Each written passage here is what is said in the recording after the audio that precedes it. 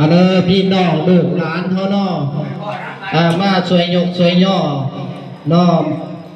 พระเมียมของพ่อใหญ่อินสมรออกจากเพื่อนจากซ่านจะสั่นเพื่อเฮ็ดนาทีลูกหลานเนาะเพื่อตอบสนองบุญคุณเพิ่นได้เฮ็ดได้ทำป้าไว้คุณงามความดีป้าไว้ให้พวกเขาเป็นที่ระลึกแล้วจะสั่นเสิร์ชวน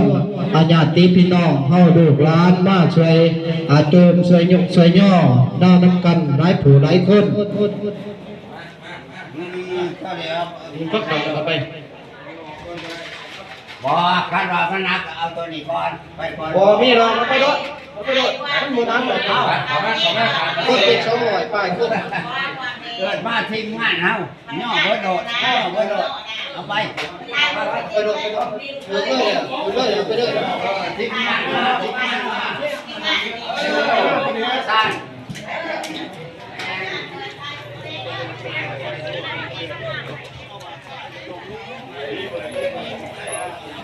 เห็นบกเจนหรอ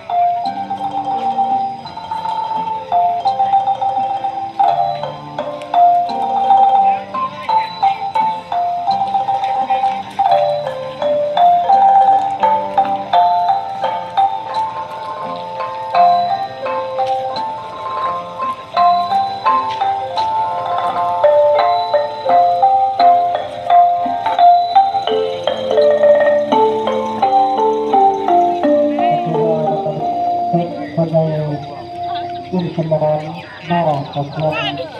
คือหน้าห่อชุดคือไม้หน้านอกจะสั่งกับตัวญาติซื้อคนนอกครับเพื่อนได้คุณดูคุณตามข้าเพื่อสุดเพื่อย่าเพื่อเป็นครูประธานคือ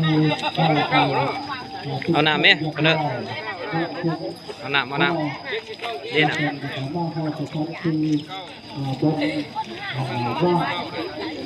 เขาทำเรื่องด้วยก็จะจัดเรื่องโชคอาจจะซื้อที่พ่อ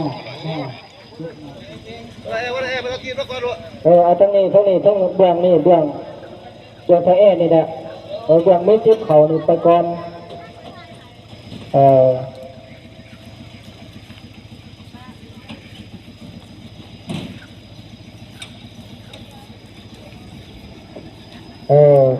ทั้งวิชาเฉพาะคนแนะนำเด้อ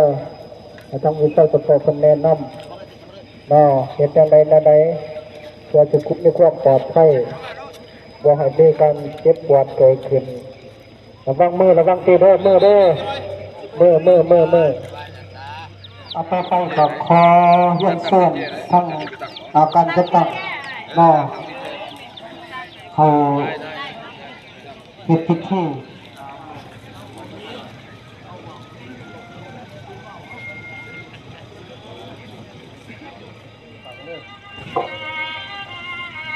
ฉันขอความสงบเริ่มสู่เขาพิธีการทางการ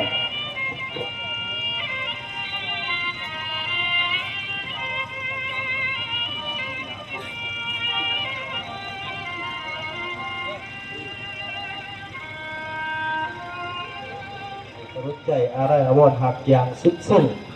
ต่อการจากไปโดยบ่มีวันจะหวนกลับขึ้นมาอีกแล้วนั่นก็คือห้อยอินสมรซึ่งเป็นอดีตพนักงานบำนาญประจำการอยู่กองพัน565ที่ได้จากของเข้าไปในเวลา 19:03 ของวันที่26เดือน2026เพื่อแสดงความโศกเศร้าอะไรอวรหักถึงดวงวิญญาณของสหายหอยเอกอินสมรครอบครัวการจัดตั้งเพื่อนมิตรสหายไล่จัดพิธีบ้างพวกมาได้คืนยางเป็นทางการละเอียดพวกมาได้อันดับที่1มาจากกองพัน565ขอยังเสริญคณะพักคณะบรรษาพร้อมด้วยคณะเขาว่างพวกมาได้ขอยังเสริญ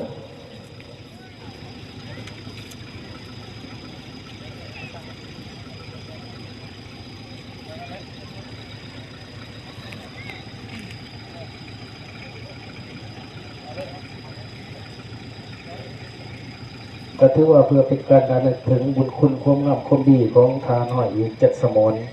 ก็คือคณะพักคณะบรรษาที่มาจากของพัน565ของโดยคณะก็ได้เขาว่าพงมาราเพื่อระลึกถึง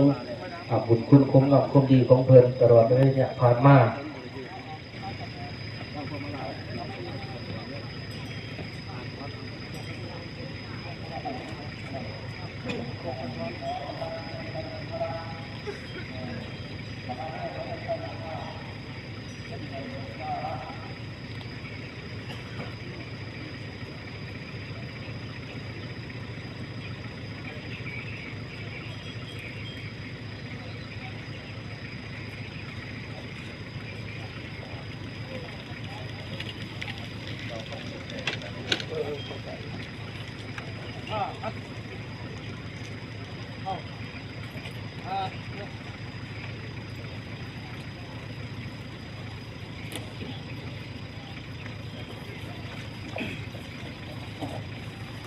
คือว่าพวกมาราอันนับต่อไปมาจากครอบครัวญาติพี่น้องอินสมรขอยิ่งซึ่งลูกหลานญาติพี่น้องเขาว่างพวกมาราอาจารย์ขอยิ่งซึ่งลูกหลานญาติพี่น้องเพื่อนมิตรน้องของครอบครัวจันสมรเขาว่างพวกมาราเพื่ออำลาดวงวิญญาณของทานหอยอินสมรเป็นวาระสุดท้าย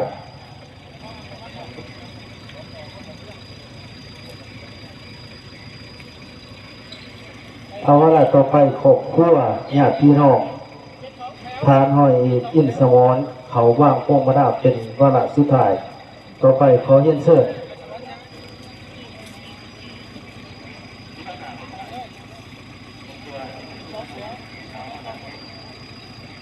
เอามาใน2 แถว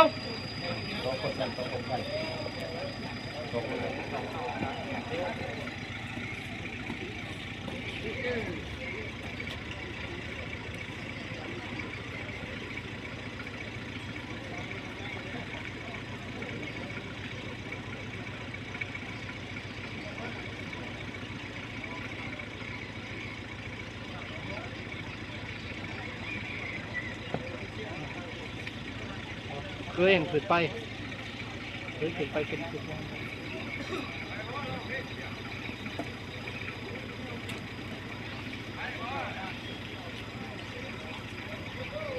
สั่งคุมหัวไหวได้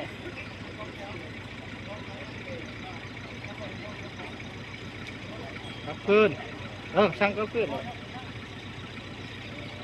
การพระเทระนุเทระเทียนคณะน้ำคณะพักคณะบรรษากองพลทหารหาบที่5คณะพักคณะบรรษากองพัน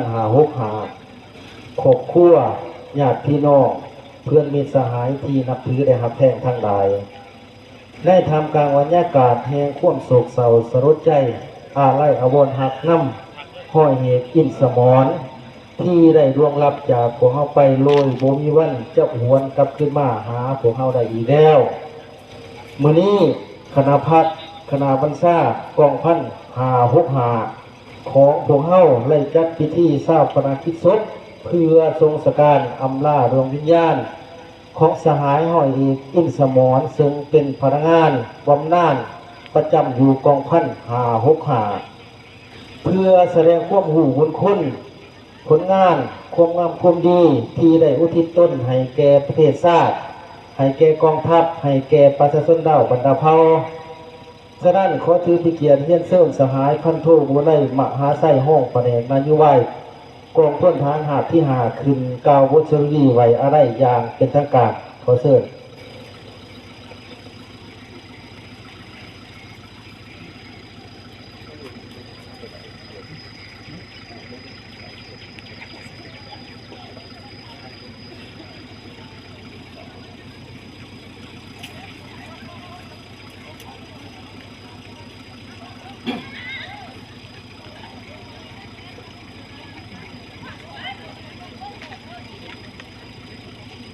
ขอน้อมนมัสการพระเทระนงเทระ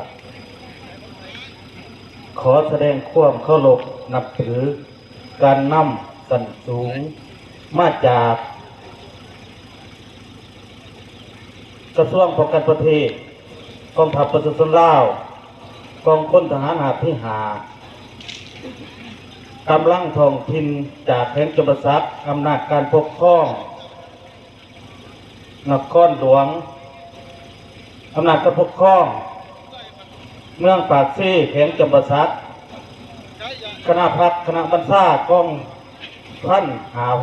565องค์การสหพันธ์นักรบเก่าบ้านจัดสรรอำนาจการปกครองบ้านจัดสรร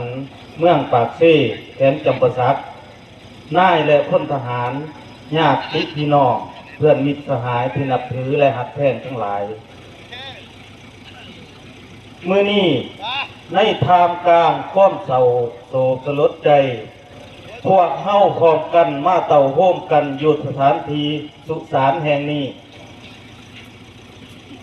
เพื่อมาทรงสการอำลาดวงวิญญาณของสหายห้อยเอกอินสมรที่เป็นพนักงานนายทหารอาวุโสบำนาญและจากพวกเข้าไปสู่สุคติภพเป็นครั้งสุดท้ายทั้งเป็นการมาห่วมเพื่อแบ่งเบาความทุกข์โศกความเศร้าสลดใจนำเอาความคิดฮอดคิดถึงความอาลัยอาวรณ์หักอย่างสุดซึ้งที่หลงเหลือไว้ให้พวกเข้าเพียงความทรงจำที่ว่างเปล่าอันให้ชีวิตและดวงวิญญาณเท่านั้นในเวลา 19:20 น.ของวันที่26 เดือน5 2026คณะพักคณะบรรษากองพัน565ก็คือกองทัพประชาชนลาวได้สูญเสียพนักงานนายทหารอาวุโสบำนาญไปอีกผู้หนึ่งคือสหายห้อยเอกอินสมรผู้เป็นผัวเป็นพ่อเป็นปู่เป็นลุงเป็นอ้าวเป็นหน้าบ่าวเป็นอ้ายเป็นพ่อเฒ่าของครอบครัวใหญ่อินทศรและเป็นลูกหักหลานแท้ของประชาชนชาวบ้านจัดสรร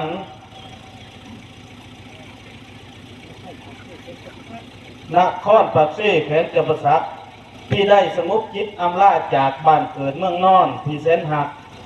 จากประเทศชาติและจากโลกนี้ไปสู่ทวันท่าไร่โดยบ่มีวันจะหวนกลับขึ้นมาหาพวกเฮาได้อีกแล้ว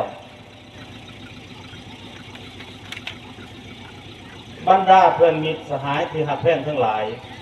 สหายห้อยเอกอินสสรเกิดอินสมรเกิดเมื่อวันที่ 1 เดือน 6 ปี 1939 กำเนิดในครอบครัวส้นสันเศร้าหน้าอยู่บ้านพาโพดเมืองยมราชแขวงขมวนเป็นบุตรผู้ที่2ของพ่อสิงห์และแม่ป่าปัจจุบันทั้งสองเสียชีวิตแล้วสหายมีเอื้อยไอ้น้องพวกผู้ท่อนเดียวกัน3 คนยิ่ง1 คนและได้สร้างครอบครัวกับนางท่องสาอาชีพประชาชนอยู่บ้านวังเปื่อยเมืองเหล่างามแขวงสารวัตรมีลูกรวมกัน8 คนยิ่ง5 คน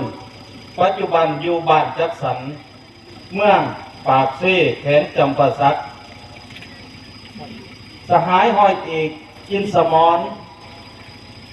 มีนำใจฮักศาสตร์อันดูดดื่มฮักบ้านเกิดเมืองนอนของตนจึงสมัครใจเข้าร่วมการปฏิวัติในวันที่ในปี1960อยู่ที่แขวงสวรรณเขตเขาทหารในวันที่1 เดือน 8 1960เขาพักสำห้องในวันที่25 เดือน 12 1965เขาพักสมบูรณ์ในวันที่2 เดือน 6 ปี 1966ระดับการศึกษาจบม.3 ระดับวิชาเฉพาะสันกลางระดับการทหารสันต้นระดับทฤษฎีบำรุงด้านผลงานการนำผ้าบัญชาและการเคลื่อนไหวในแต่ละระยะของสหายมีดังนี้ปี 1959 เป็นนักเรียนอยู่บ้านท่าโทษปี 1960 เขาเป็นทหารอยู่แขวงสวรรณเขตปี 1964 เรียนวัฒนธรรมอยู่สส.เวียดนามปี 1966 เรียนเราลบสารแสนอยู่สปป.จีน 1970 หับใส่อยู่ศูนย์กลางแขวงหัวพันปี 1980 หาปี 2000 มาหับใส่อยู่กองพันหา6หาปี 2000 ย้อนอายุเกษียณเฒ่าแก่บ่สามารถหับใส่หน้าที่เรียกงานใดจึงขอพักการหับอุดหนุนบำนาญฮอดปัจจุบันบนเส้นทางแห่งชีวิตเข้าร่วมการปฏิวัตินับทั้งประจำการและบำนาญเริ่มแต่เป็นพลทหารทีหนุ่มน้อยจนกลายเป็นนายทหารนำผ้าบรรษาผู้ดีเด่นของกองทัพสหายได้อุทิศตนหมดทุกกำลังบรรษาสติปัญญาเพื่อปกปักรักษาและสร้างสรรค์พัฒนาประเทศชาติอย่างบ่ฮู้อิดฮู้เมื่อยในเวลาพักผ่อนบำนาญสหายยังได้ประกอบส่วนอย่างตั้งหน้าในการเต่าโฮมความสามัคคีปฏิบัติ3 ดีพกรักษาและมุ่นเสืออันดีงามของสหพันธ์นักรบเก่าแห่งชาติลาวเพื่อเกียรติคุณอันสูงส่งภาครัฐและการจัดตั้งปฏิบัตินโยบายย่องย่อสรรเสริญต่อผลงานคุณงามความดีของสหายและถือจดกายไว้ในปึงประวัติศาสตร์ของกลุ่มกองท้องถิ่นก็คือของกองทัพประชาชนลาวดังนี้ผลงานและน้ำมนุษย์ 1. ได้รับเหรียญไส้ชนะเลิศสั้น2 1 หน่วยได้รับเหรียญไส้ให้งานสั้น2สั้น3 5 หน่วยได้รับเหรียญการให้งาน7 หน่วยได้รับเหรียญการระลึก50 ปี60 ปี70 ปี3 หน่วยใบย่องย่อรัฐบาล7 ใบใบย่องย่อกระทรวงป้องกันประเทศ5 ใบใบย่องย่อกรมใหญ่การเมืองกองทัพ7 ใบบรรดาทานเพื่อนมิตรสหายที่นับถือและหักแพงทั้งหลายสหายห้อยเอกอินสมรได้เข้าสู่บ้านตามกาลเวลาเมื่ออายุได้60 ปีพักรับได้ปฏิบัตินโยบายอุดหนุนบำนาญ90 ส่วนหอดสหายห้อยเอกอินสมรสหายห้อยเอกอินสมรเจ็บป่วยลุ่งเริ่มแต่วันที่23 เดือน5 ปี 2026ครอบครัวการจัดตั้งแพทย์หมอได้เอาใจใส่ปิ่นปัวเพื่อกอบกู้เอาชีวิตของสหายจนสุดความสามารถมาหอดเวลา19 โมง20 นาทีของวันที่26 เดือน5 2026 สหายได้สงบจิตสิ้นลมหายใจจากผมเฮาไป โดยบ่มีวันจะหวนกลับขึ้นมาหาพวกเฮาได้อีกแล้วรวมอายุได้87 ปีการจากไปของสหายได้เป็นการสูญเสียพนักงานนายทหารบำนาญผู้ดีเด่นและห่าวหันไปอีกผู้หนึ่งท่านเป็นการสูญเสียผัวที่แสนหักของเมียและพ่อผู้บังเกิดเก่าของลูกๆซึ่งหลงเหลือไว้ให้พวกเฮาเพียงความทรงจำความคิดฮอดคิดถึงความโศกเศร้าอะไรอาวรณ์อย่างสุดซึ้งสหายหอยเอกอินสมรที่หักเพชรเอ่ยถึงแม้สหายได้จากพวกเฮาไปโดยบ่มีวันจะหวนกลับขึ้นมาผลงานคุณงามความดีวิรกรรมอันล้ำเลิศพร้อมคุณสมบัติสิ่งธรรมปฏิวัติและการเป็นแบบอย่างที่ดีนำหน้าของสหายยังติดพันกับมุ่นเสื้อการปฏิวัติของศาสตร์และยังฝังลึกไว้ในดวงใจของครอบครัวและลูกๆญาติพี่น้องเพื่อนมิตรสหายและการจัดตั้งอย่างบ่มีวันที่จะหลงลืมและจนจัวกาลนาในทางการแห่งความเศร้าโศกสลดใจอาลัยอาวันหากนี้พวกเฮาให้คำมั่นสัญญาต่อดวงวิญญาณของสหายว่าจะเอาใจใส่เบิ่งแย่งดูแลครอบครัวและลูกๆของสหายตามเงื่อนไขนโยบายของภาครัฐและประเทศชาติพวกเฮาจะนำเอาบทเรียนและแบบอย่างที่ดีของสหายเพื่อสืบต่อปรับปรุงก่อสร้างกลุ่มกองให้กลายเป็นกลุ่มกองที่มีแบบแผนทันสมัยและก้าวขึ้นไปอย่างบ่หยุดยั้งขอให้ดวงวิญญาณของสหายห้อยเอกอินสมรจงไปสู่สุคติภพแห่งแดนสวรรค์ท่าไร่และเกิดดินทุกสุดเกิด